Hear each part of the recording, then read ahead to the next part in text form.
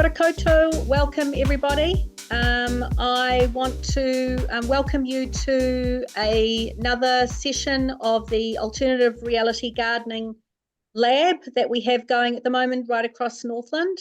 Tonight's session is with Dr. Roy Davies, who is a dear friend of RP World and has been for a number of years, and a very tolerant man because he was one of my supervisors, among many other things. We have a number of events that are covered as part of our lab. This is an online event. We've had workshops, we've had installations and various other things happening over the week. We're actually now at the culmination of the Arthi Incubator project, which has been funded by Ministry of Culture and Heritage. So a big thanks to Ministry of Culture and Heritage for allowing us to engage actively with creative innovation based in Te Tai Tokoro. Without any further ado, I'd like to pass over to Roy, who will be talking about the convergence or converging technologies. We can't really sort of talk about it in past tense. It's happening constantly as we speak. And Roy, you're going to be introducing yourself and sharing a little bit of your very, very advanced and quite leading edge knowledge from all the research that you've been doing for a significant amount of time. So we're very, very grateful to have you here speaking to us today. Thank you. Thank you, Maggie. Thank you. Kia ora tātou katoa, ka mihi ki tēnei wānanga, ko Roy Davies tōku ingoa. So welcome to this session today. I'll just share my slides and we'll rock into it. So we're going to talk today about, I would say, a trend that is going on at the moment. And just by the by, collect your questions up as we go along because we'll have the questions at the end. I'm going to talk today about what I call the integration of everything, or otherwise known as the Great Convergence. Before we get into that, I want to show you a little bit about myself. This is the technology that I grew up with. I was born on a little island in the Channel Islands called Sark, and we do actually use horses and carriages. And I do remember using a phone like that. You would wind the handle, pick it up, you would talk to the operator, and she was kind of like, I suppose, the modern or the old equivalent of both Facebook and the telephone, because you would say, hey, I want to talk to John, and she would say, well, actually, John's visiting so-and-so, so I'll put you over there. Have you heard the latest gossip?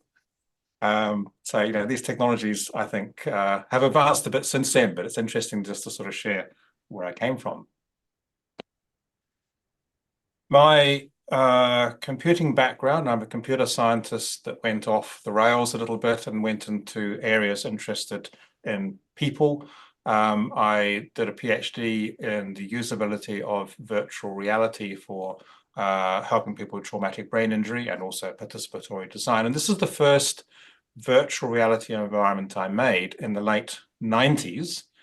So you've got to think back to what other technologies did we have in the late 90s? Well, this was a Pentium Pro 200 megahertz PC running DOS. And yet we were doing some amazing virtual reality stuff on there. We didn't have headsets, we didn't have anything like that, but you could touch the screen. And most importantly, people who had suffered a traumatic brain injury could relearn daily tasks, in this case, brewing coffee. I also learned a lot from this because this was a research project. I learned how to make virtuality environments. I also learned that Swedish coffee is one particular brand, and it's this green one here, Zoega's, which is a particular brand of very dark and rich coffee from southern Sweden. Over the years, I've done a whole lot of stuff with virtuality. I've tried to get into other things, but it seems that virtuality keeps sort of bringing me back into there. I won't go into any of these into too much detail because I'll be talking a bit about them later on. But you can see we went from a coffee machine to a whole kitchen and cars and buildings and other things as well. So these technologies, I've been watching these technologies as they grow, and I've been watching things like IoT and AI, and I've been seeing these coming together. And that's the theme of what we're talking about today. Presently, I work in the Civil and Environmental Engineering Department at the University of Auckland. in something called the Smart Digital Lab, which is basically just this room full of VR headsets and robots and other cool stuff. And I get to help students and researchers figure out how to use these technologies in their work. I also work at something called the Trimble Technology Lab, which is a company called Trimble, which donated a whole lot of kit to the university. I have a side hustle, which is working with something called AcademyEx, and that is an organization that encourages people who want to come back to education and want to learn a bit more about technology, and in particular, what that might mean for their own practices or their own communities. Before that, I had my own company called Imersia, and I'll show you a couple of videos of that. But this is basically geospatial gaming. We were doing that 5 or 6 years ago. There are games out there now like Pokemon Go, but we were doing something similar sometime before that. And our motto was being there matters. So being in the place, experiencing something in that place matters. And that's a good theme because we're seeing that coming up in some of the technologies that are coming through now as well. And I'm working on something new called Reality 2. So watch this space. Now, on with the show. So in preparation for this talk, I had a bit of a look around to see what's trending at the moment. And quite recently, there have been events, Google events, an Apple event, Microsoft's latest product releases. We're going to be looking at a few other things as well. But these three, I think, were very interesting because they show that there is a definite trend happening. And a bit of a hint there, there's lots of artificial intelligence going on. In fact, with that in mind, I'm going to show you a video here which explores something new. You've heard of maybe CPUs, central processing units. Maybe you've heard of GPUs, graphics processing units. These are things that computers have. Nowadays we have, or soon, or maybe even now, we have something called the NPU, which I will let the video do the talking. Here we go. A new era of AI calls for a new processor. Meet the Neural Processing Unit, NPU for short, a new processor designed to transform your PC into next-generation technology. With an architecture that simulates the human brain's neural network, an NPU can process massive amounts of data in parallel and perform trillions of operations per second. Compared to a CPU or GPU, it's way more efficient at handling specialized AI tasks while consuming less power. When combined with machine learning, NPUs present a world of powerful new possibilities. Built specifically to handle AI tasks, so your CPU and GPU can focus on what they do best. NPUs allow for lightning-fast, high-bandwidth AI in real time. From recognizing voice commands to helping you create visual content with the click of a button, an NPU works in the background for a reimagined PC that speeds up your tasks and boosts your creative output.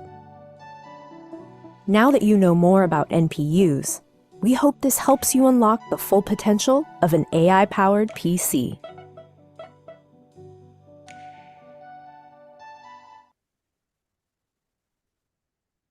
So Microsoft now has this concept of the AI PC, and it'd be interesting to see where that goes. So Copilot, Microsoft's AI is going to be in everything. It's going to be fundamental to the PC. But one of the most interesting things there, which that NPU is talking about, is that this processing, this neural processing, will be done on the PC, not in the cloud. So they have been listening to our concerns about privacy. All right, let's have a look at what else is trending. And a popular place to go when you want to look at what's happening in the world in terms of technology is Gartner, Gartner.com. And this is the Gartner Impact Radar for 2024. And if you look around the edge of this, you can see there are some key areas of interest. And they choose these based on their surveys and the work that they do. I think interestingly here we're seeing privacy and transparency. So not only are we able to, or not only are we having technologies that are doing amazing things, but obviously the message of privacy and knowing what's going on, that message is obviously getting through. Productivity revolution, so being able to use tools to be more productive, to be able to do things more easily. Over here we see critical enablers, and this is talking about the various technologies that will make this happen. And I think also a very interesting one here is smart world, which is a very generic term, but it is hinting at a new world, if you like, where we and technologies are intertwined in a much more, I'd say, spatial way. And you're seeing terms in here like spatial computing. This is something that Apple came up with recently, and digital twins, which is a term which is quite popular at the moment as well. All of these topics, I should add, could have their own sessions of, an hour or two each. So I just wanted to show this as interest. If you look across here, you're seeing lots of AI things: responsible AI, human-centered AI, generative AI, AI chips.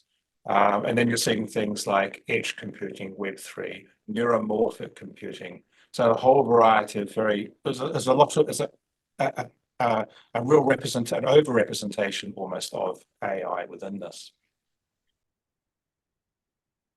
Okay, so the question I want to put into your minds is this: are we entering some sort of post-COVID, post-mobile device world? So I'm going to explore a couple of ideas here to set the scene, and then we're going to look at some technology. So one of the things that, this is not a new thing, but there have been a number of studies done which show that the apps that we have on our phones, we don't use that many of them, to be honest. Maybe 7 to 10 apps are used on a regular basis. And as you can see by the statistics here, Google and Apple have on average 2 million apps each, but most of those, maybe only 10 or 20 or so are used on a regular basis. And a lot of the apps that we download, and you'll know this yourself when you think about it, a lot of the apps that we install, they're not used after they've been installed more than maybe a month at the most. So the question here is the market ready for something new? The other thing I think that's happened a little bit after COVID is that people are, I guess, more conscious of having a reasonable work-life balance. And there are a number of studies out there which show that there has been a definite change in people's understanding of this. So yes, you've got to go out and earn money, but do we want to necessarily pursue those careers in quite the same way as before? So again, this is another factor that's changing how we relate to technology as well, because obviously technology is part of both our work and our daily lives. We also have a new generation coming through, people who have been using technology since they, as long as they can remember in many cases. And I think of my daughter who's now 20, but she's always had access to these kind of technologies, whereas myself and many others of my generation, these are still relatively new technologies for us.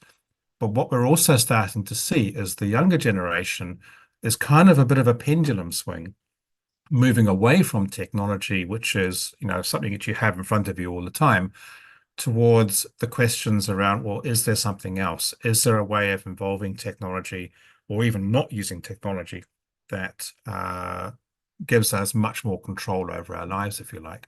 So it'd be interesting to see where that goes. Again, that's another trend, I suppose. And then, as I've mentioned before, of course, the rise of AI and machine learning. This is changing. This is fundamental, I would say. This is changing how we will interact with technology in the future. So, we're used to today being able to, we type stuff in, we use a mouse, We give instructions and the computer gives us stuff back. What we're moving towards is a time when the way we interact with technology will be more like a conversation. It'll be part of a dialogue, and it'll be less about giving instructions and getting stuff back directly. It'll be more like an ongoing process. And it will change, I think, also how we focus on technology. I mean, here we are today using screens. We have very much what is called the desktop metaphor. And that metaphor, that way of describing the technology so that we can make sense of it, has been around since the very first Mac, I think would be, or maybe even before that. And we still have this idea that a computer is like a desktop with files and a rubbish bin and things like that. But we are moving towards something else where instead of looking at this screen, or maybe the mobile screen, which is the fourth screen, we're now moving towards something called the fifth screen, which is the real world becomes your screen. Apple calls it spatial computing, and it is enabled by mixed reality, but it doesn't have to be visual either. And I'm going to show you some technologies which describe that. And again, the question is, how will this affect our relationship to technology? And you can see here some pictures of maybe devices where you're looking through the screen rather than at the screen.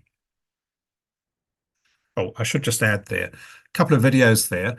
The hyper reality video, later on, you can click on the links.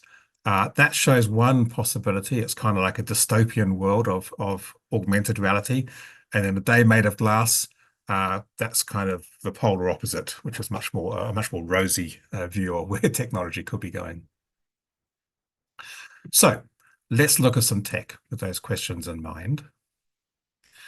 Now, every year there is a conference, the Consumer Electronics Conference, CES, and this year's one has just been. So I've pulled out a few things and added a couple of others from that conference. Now, if you're into tech and if you really want to sort of go and just have your mind blown, that's definitely the place to go.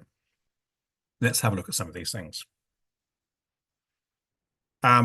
Before I do that, I'm just going to blow my own trumpet a little bit and talk about Imersia, where we were doing geospatial computing 5 or 6 years ago. And I'll show you a couple of videos that just sort of sets the scene of what was possible then, so you can compare that with what we can do now, what people are promising now. So this is called geospatial augmented reality.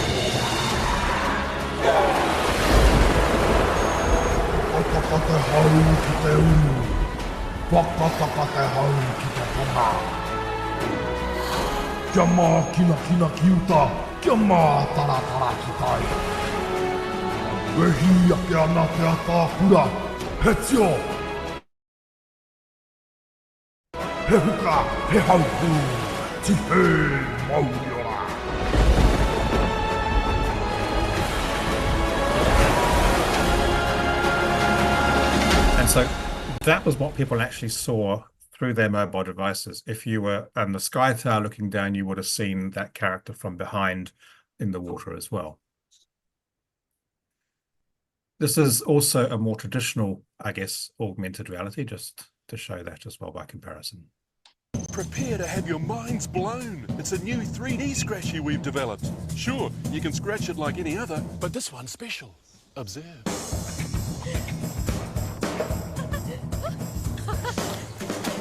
Oh, what's that? It's the all-new Lucky Fortune Scratchy in 3D. I won! What a lucky lady, eh? Up high. Hold this, I need free hands. There we go. Same thrilling feeling, now with more ways to play. Instant thrills, instant Kiwi.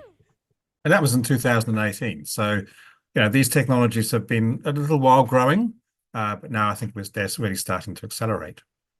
So let's talk about Apple Vision Pro just very briefly.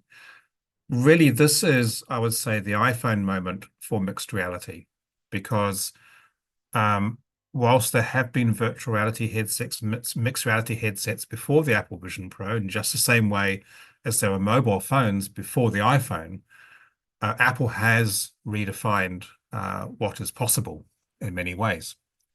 However, one big difference here is that the Apple Vision Pro costs about 5,800 New Zealand dollars. And so I don't think they'll be selling too many of those to your average consumer.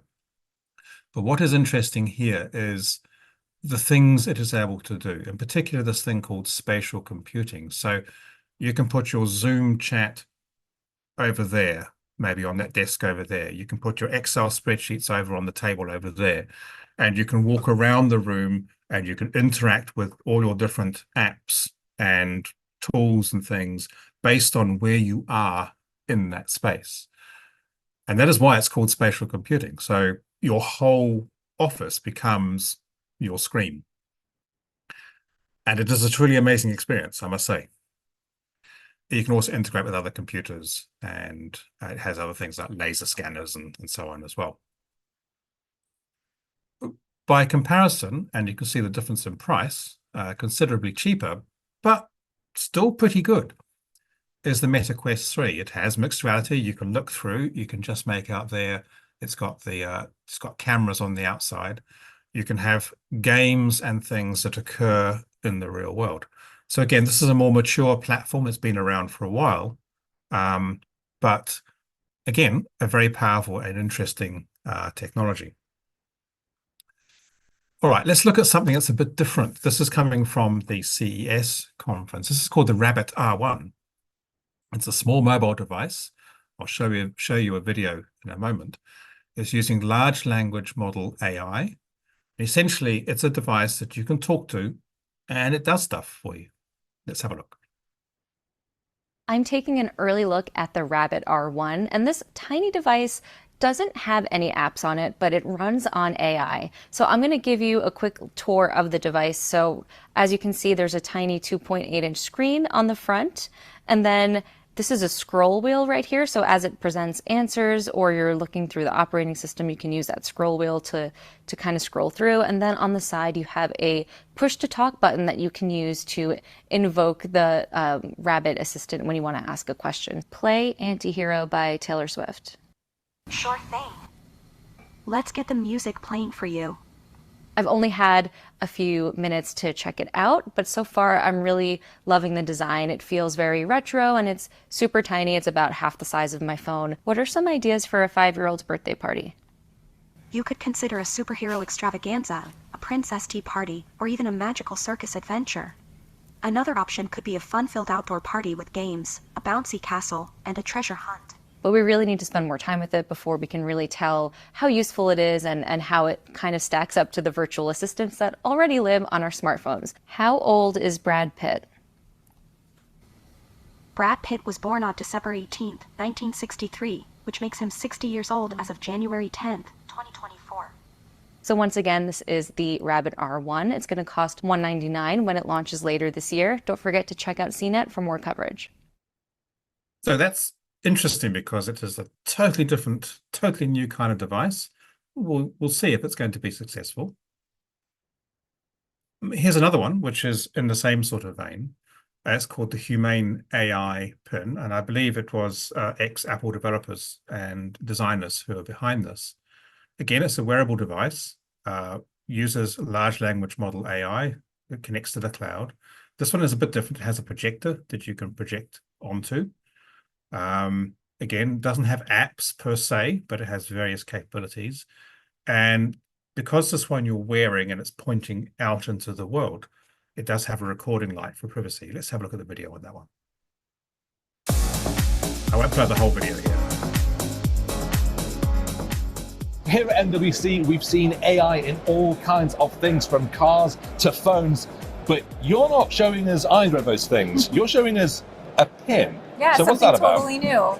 We are here at MWC, our company Humane, to show off the Humane AI Pin, which is a new kind of computer that essentially allows you to bring AI with you everywhere and have an AI expert or AI assistant with you all the time. So this is what you're wearing here. So Yes. it's ostensibly it's a square with a touchpad. Is that right? So how does this work then? Yeah, so it is a computer that you interact with primarily through your voice, but you can also use touch on the touchpad or gestures. And the whole idea is that it allows you to stay connected, so it is a phone, and have an AI expert and assistant with you, but also remain present. And that's something that's really important about it, is that we want to live more in the moment. Yeah. So what sorts of things actually can it do? Yeah, so the first thing is that it can be an expert that is really helpful. So let's take today as an example. If I'm out and about and I want to know, how much is 50 euros in US dollars?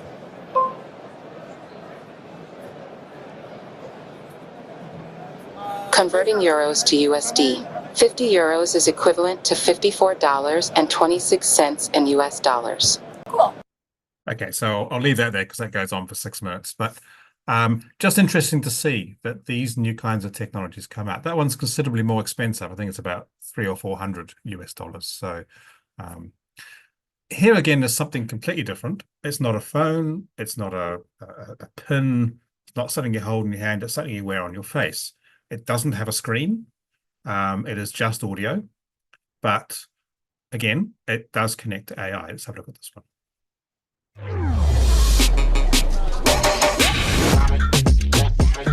Listen to music without muting the world around you.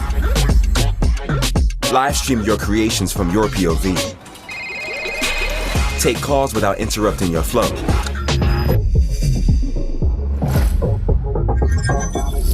Capture your unique perspective in an instant, straight from your glasses. The next generation of smart glasses by Ray-Ban and Meta.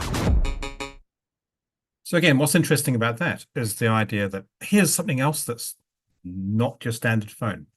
So and those have been out for a little while, actually. Speaking of glasses, here's another one. And I brought this one in because this is a set of glasses which allows you to have a computer and your screen is in your glasses. And it's also a fraction of the price of the Apple Vision Pro. Let's have a look at this one.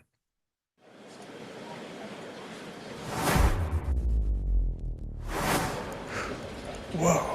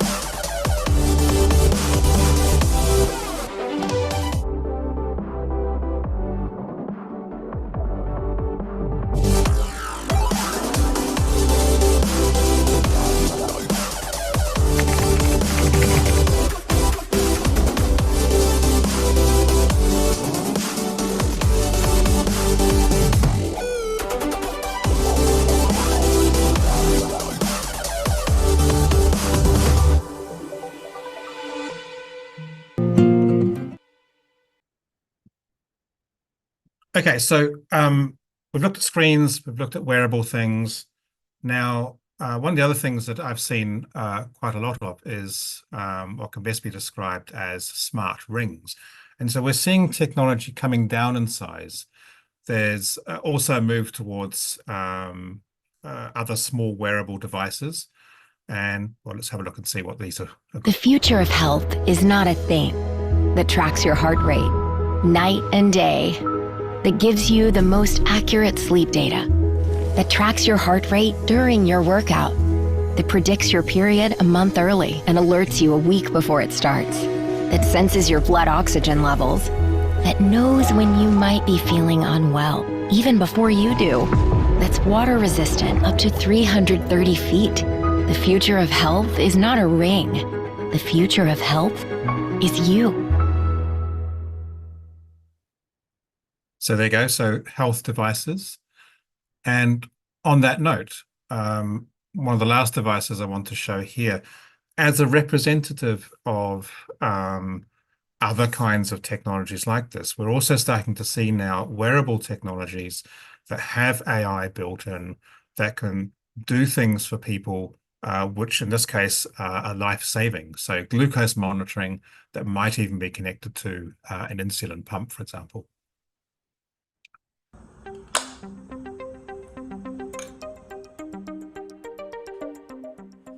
As of 2019, over 37 million Americans, or 11.3% of the population, had diabetes.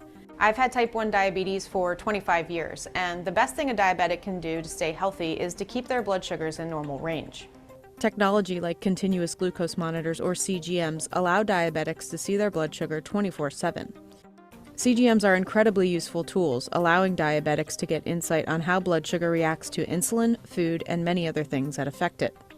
Abbott Laboratories focuses on diagnostics, pharmaceuticals, and medical devices. There are a few companies who make CGMs, but Abbott and Dexcom are the leaders in the space. In 2021, Freestyle Libre sales totaled $3.7 billion with 4 million users globally, while Dexcom, who only makes CGM systems, reported $2.4 billion in revenue in 2021 and 1.25 million users globally. Abbott's previous Libre systems were flash CGMs, meaning you had to hold your reader or phone up to the sensor to get a reading, a tool more suitable for diabetics who may not need to check blood sugar readings quite as often.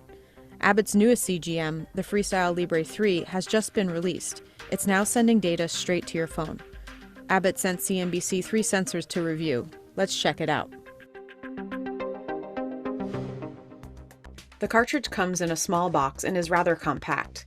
The Libre 3 is FDA approved to only be used in the arm. Ooh. Okay, ready? 3, 2, 1. Ooh, and there she is. It's so small. Open the app and scan the sensor. Then it takes 60 minutes to warm up. During the first 12 hours, a blood drop icon will appear.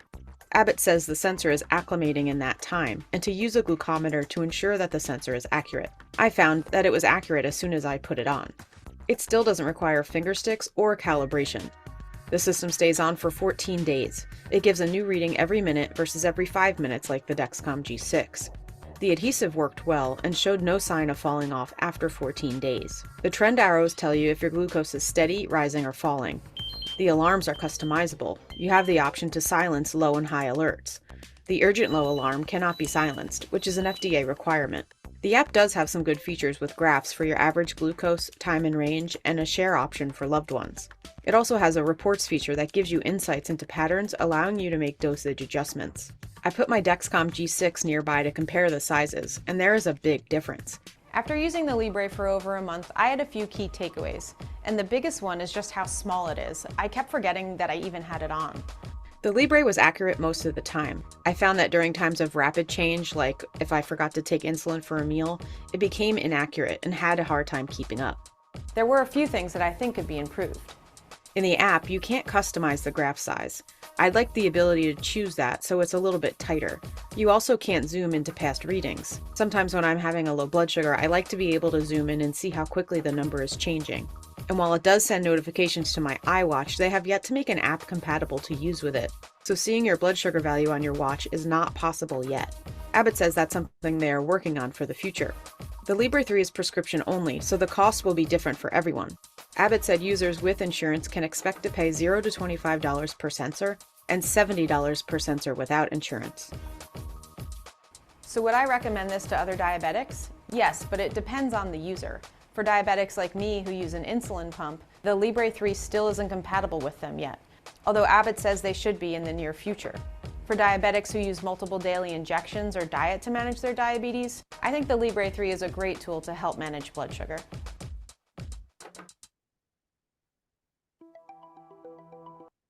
So what can we learn from all of these? Okay, so let's do a quick summary.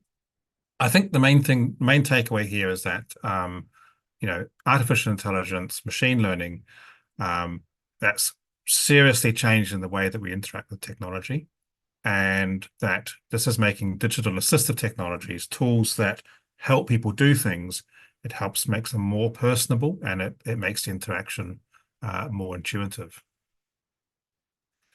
There's also an argument, though, and you'll mostly get this from the likes of Samsung and and Apple, that these AI gadgets, these little things, have no future because we have AI phones. You know, we do have the Swiss Army knife of tools. But the question we have also, though, is do we want even more tracking and incursions on our privacy? And you know, there's a lot of thinking about that. But the fact that these other devices are becoming available, it is at least showing the way and showing that there is some interest in that space. And then, of course, there's the question is, well, what if you wanted to make your own thing? And this is where the work I'm doing on Reality 2 could possibly be a future for that. So I think that's all I really want to say. If you want to find out more about Reality 2, there's a link here that can be clicked on later. And depending on time, I did have another few things around are we innovating ourselves out of existence, which is a slide deck on different tools and techniques that we can use. But I think for now, I think I should stop there and open the floor for questions. Yeah, hi. Good evening. Super interesting. Thank you.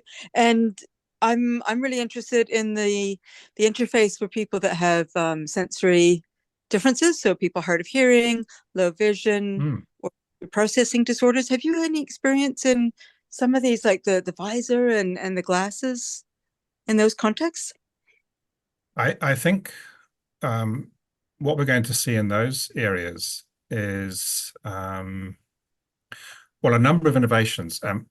As a precursor to my answer, I teach a course in design on assistive technologies, and a lot of my earlier work is on rehabilitation technologies. So it's an area I'm super fascinated in, and I think one of the things that we're seeing, not just in the area of sensory, but just assistive technologies in general, we're going to see a huge shift in how helpful these technologies can be for people because of artificial intelligence, because these AI tools, they can interpret what somebody's trying to say, they can bring information and present it in a form that somebody can understand, they can help people learn. So for example, I have a student at the moment who's working on artificial intelligent avatars and assistants for the classroom, so that kids with ADHD, I know it's not a sensory, well, it is sort of bound up with sensory processes, I suppose, and dyslexia. Basically, his idea was, I need to duplicate myself. I need a digital twin of myself who can teach these kids and who can actually spend the time with them, because we're not going to get more money from the government. We're not going to get more teachers in the classroom.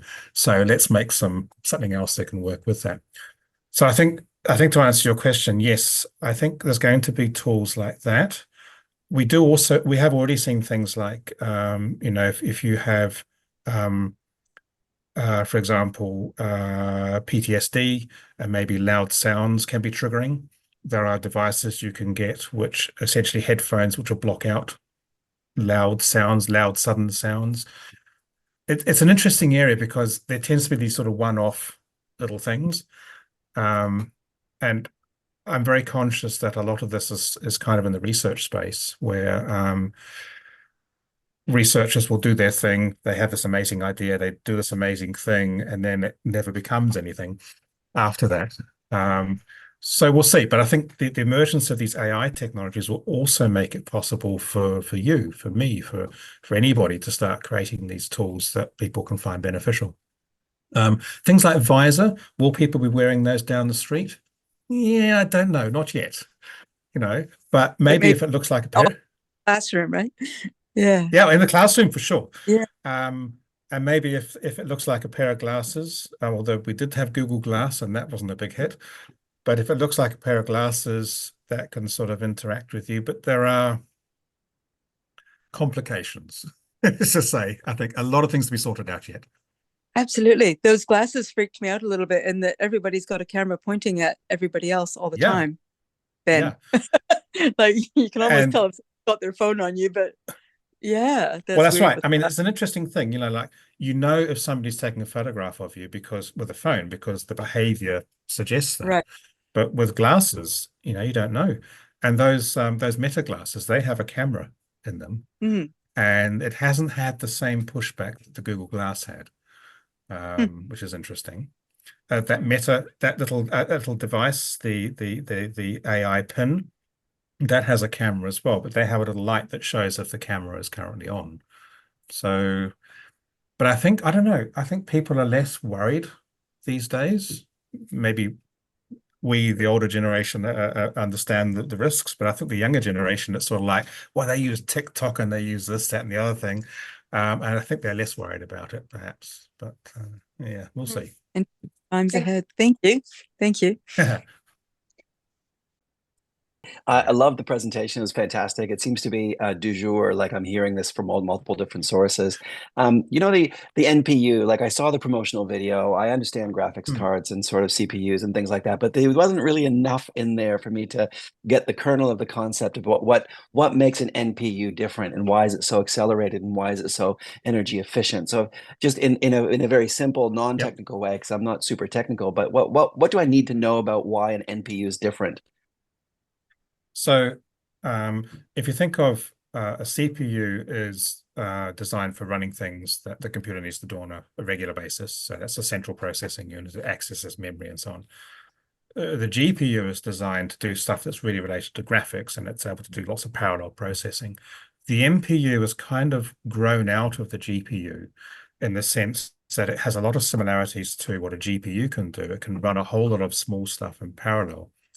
Essentially what it is, it's like, I guess in a non-technical way, imagine it as being like a little brain that is able to run artificial intelligence. Rather than running it in the cloud like ChatGPT, you're actually able to now run it on your device.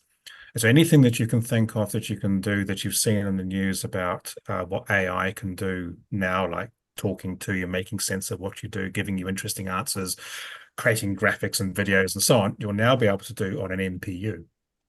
And that's essentially it. So it's I guess in terms of what it actually does, it's very efficient at taking in patterns of information, processing it, understanding what those patterns are, and then giving you some sort of output after that, whether that's text, whether that's pictures, videos, and so on. In practice, what that basically means is that, well, what Microsoft is saying anyway, is that it will be able to, you'll be able to talk to your device and give it fairly vague instructions, and it will interpret that and give you hopefully what it thinks that you want. Which, I don't know, if it's anything like technology today, it'll probably still be only half right, but at least it will make a better attempt at doing without having to type stuff in and use mice and so on. So it's key thing there is it's bringing a more human way of interaction, I suppose. I was just going to add to that. I was going to say the key thing there also, or the second key thing, is that it's doing it on the device rather than the cloud. So privacy is being maintained, or at least you hope privacy is being maintained. Thank you. Does that help? Yeah, it does. And it maybe just kind of think, again, in totally layman's terms, I just thinking about, the aspects of the brain that are just devoted to pattern recognition, that are even just kind of, pre anything that we would recognize as being logical. There's this kind of part of us that just sort of senses patterns. And, when you can shut down parts of your brain and let things flow, you become kind of adept at pattern recognition. I love that. It's very creative, I suppose. Yeah. Yeah. Yeah. So think of it as a pattern recognition device. Yeah. Right. Yeah. Right. Yeah. I was interested that there was a couple of things that you didn't cover, and thought to ask where these things might fit into it, and that's in terms of sort of convergence of things such as Neuralink and robotics. sort of where those are Mhm. wrapped, sort of in the same vein. So I think in terms of things I could talk about within half an hour, I did limit to some extent. Another area perhaps which I only briefly touched on will be IoT devices as well, so Internet of Things. All of these things are coming together. So we take each of those in turn. So Neuralink or neural links, if you like, Neuralink being a particular brand, is essentially being able to read brain signals by putting something in the brain and then using that to control devices. Now, this is something which we've been wanting to do for an awful long time to help people who are severely disabled to be able to interact with their world. And I just recently read an article that the guy who did have a Neuralink put into his brain it's still working, but it's kind of starting to not work as well as it used to for various reasons. Are we all going to have Neuralinks implanted in our brains at birth? Interesting question. I don't think that's going to go down very well, but those are technologies which are going to change the world for certain people, I think. But coming out of that, so the way the Neuralinks work is it's essentially being able to take those signals from the brain, but then there's a whole AI processing unit which then makes sense of that. And that is the big bit. Now, I think we're going to see technologies that take some of that AI processing and are able to do a lot of that, but without having to have the invasive surgery. So I guess that's one area. Will we see that in everyday stuff? I don't think it's a long way before we actually see that as something which as an everyday thing, but maybe we'll have something implanted under the skin in the skull or something, who knows? In terms of IoT devices, Internet of Things, one of the things I think is very important for technology is other ways of sensing the world, other ways of sensing us, if you like. Yes, there's cameras, yes, there's microphones, but also sensing things like proximity, weather, I don't know, even things like sensors and rivers, so sensing how the environment is behaving, that kind of thing. All of these exist today, but what we're starting to see there also is the ability to bring that information into something called a digital twin. Now, a digital twin, that's another whole lecture series, but a digital twin, in short, is a simulation of something in the real world designed so that we can understand it or we can query it, we can do simulations, we can converse about it, and it may be fed by real life data. Again, that is a converging of technologies, and maybe AI can be part of that as well, helping us understand the real world. And then there's the second thing you asked, which has gone out of my mind. What was the second thing you asked, Jared? Robotics. So robotics, yes, of course. The convergence of sort of AI with robotics. Oh, there's a wonderful device which I don't have in this slide deck, but it's essentially a second thumb. So it's a little device that puts a thumb out on your hand there. So speaking of robotics, and it was an interesting study done. People could wear this. It was activated by a little switch in your shoe and activated by Bluetooth, and it allowed you to grab things in a much more intuitive way and interact with them with one hand whilst holding it, and all sorts of weird things like that. What was interesting, though, was how they were looking at how it was actually affecting people's brains and how it changed people's brains, because they actually got used to it and they actually found it quite, they'd lost something when they took it off. That's a form of robotics, a personal robotics. We're also seeing robotic devices in the sense of exoskeletons that can help you lift stuff that's heavy.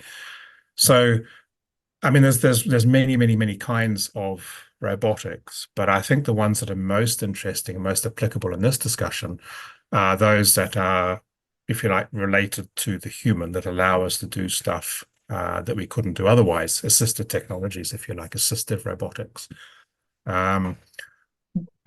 We have in our lab, we have these four-legged robots that can walk around.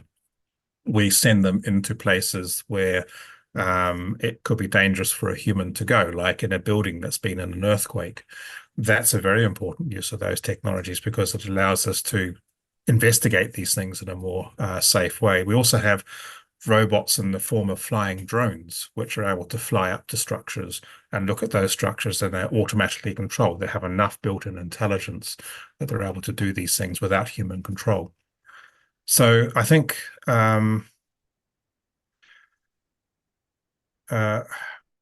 yeah, I mean, robotics is an interesting area because, like, is an electric car a robot? Is an electric wheelchair a robot? I think they are at some level. And again, the ability for these technologies to take advantage of neural processing, these NPUs, means that the way they interact with the way we interact with them will be just so much more natural in the not too distant future. That's my opinion, though. Interesting. Thank you. Any other questions? We're coming up to time, but I'm just thinking, is there any other things that people have that, while we've got Roy here on this very, very lovely, rare occasion, so we want to make the most of any other questions that people might have? Robert, yes. Only if there's no one else that wants to say anything. And mine's it's just a sort of a rumination around just, there's a kind of a defeatist sense out there that the power to deceive, for example, with deep fakes and AI and things like that. And we were poorly prepared, in 2016 with social media. We're kind of like only now catching up with how befuddled the kind of this large swath of humanity is. And I just it's just amusing and amusing, which is kind of along with this kind of converging technology that sort of that we interact with in new ways, even embodied ways and things like that.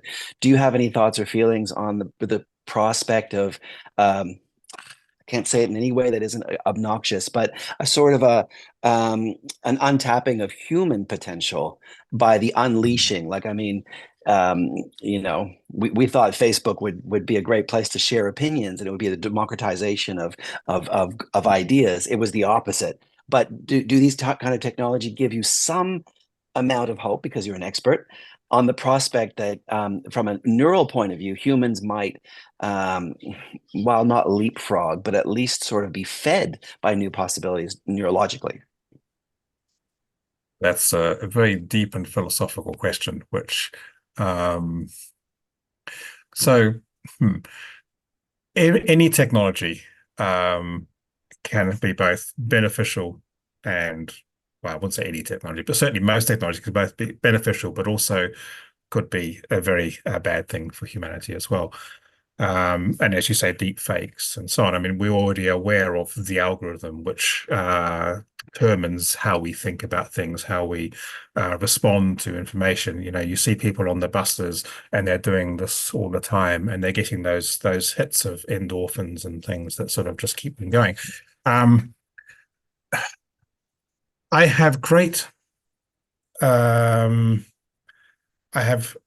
enthusiasm and belief in technology. I have great enthusiasm and belief that it can and should be able to do wonderful things for us. I also have great understanding that there's nothing like a human to pervert the course of technology and to use it for bad things. The technology itself is not going to go down a bad course, if you like. It's not going to do bad things for people. It's people who will be using that technology for bad ends that we have to watch out for. And I think, gosh, this is the sort of those difficult questions of predicting the future. But I get the sense that there's enough people saying, be careful, that we may be okay. But on the other hand, there's enough people who want to make money out of this at all cost that maybe we need to be worried. Okay.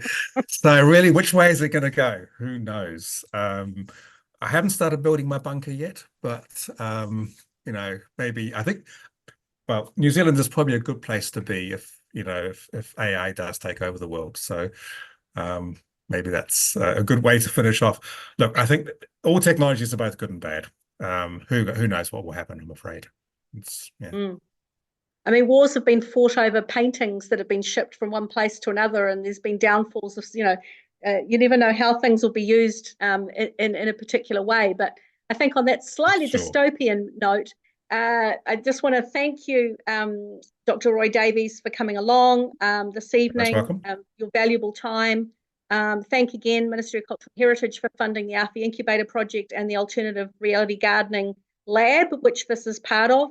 A large-scale, very mad learning project at Te Tai Tokoro, which is designed to build capacity, support resilience, and give hope in an area that's frequently isolated and often neglected. So perhaps on that more hopeful note and thankful note, thank you all for coming this evening. And Roy, we will be making available, as you've kindly and generously said, the talk this evening, so people can click on those links themselves. That will be available with your talk once it's edited on the arfiworld.com website. So thank you again, everybody, and go well in this strange converging world.